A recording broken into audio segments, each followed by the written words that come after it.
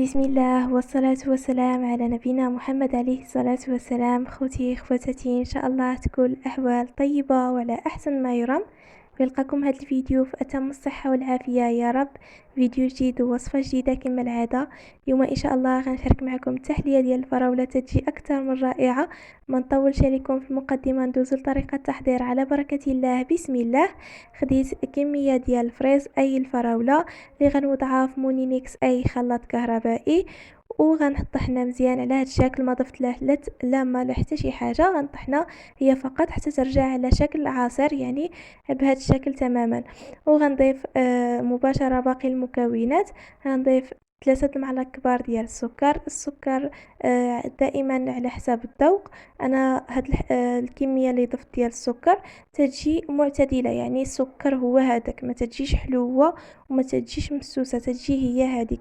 وانما اللي تيبغي السكر الحلاوه بزاف يزيد 4 المعالق، ولا يعمر المعالق كبار يعمرو مزيان، حيت انا ما عمرته مشي مزيان. ومباشره غندوز باش نضيف النشا.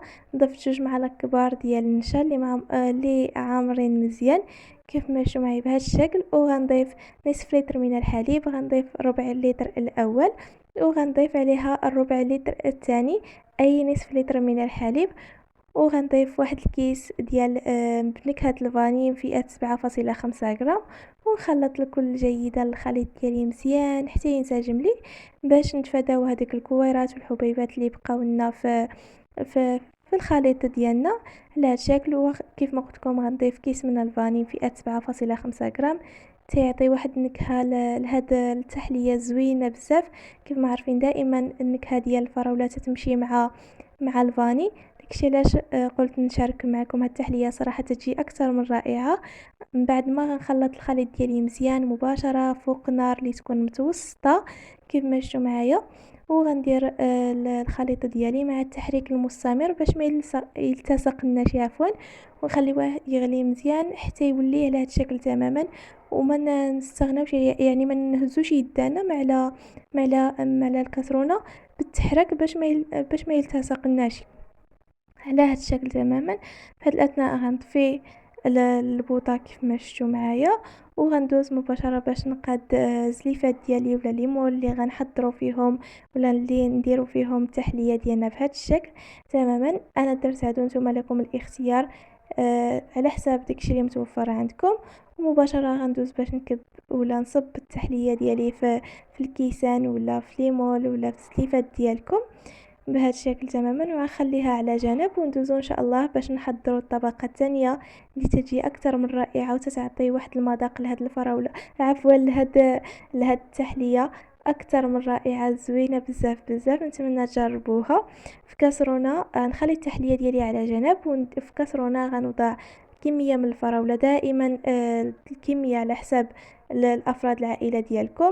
وضفت عليها معلقه ديال السكر، وغنضيف عليها نص عصير ديال حامضه بهذا الشكل، اللي نحيدوا لها العظيمات ديالها ضروري باش ما يطلقوش هذيك المروره في الفريز.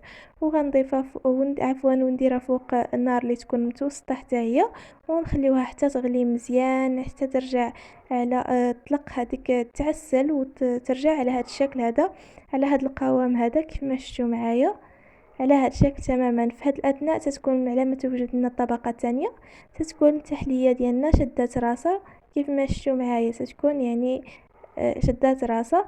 مباشره غنوضع عليها الطبقه الثانيه بهذا الشكل، واخا يعني تتكون سخونه ماشي مشكل.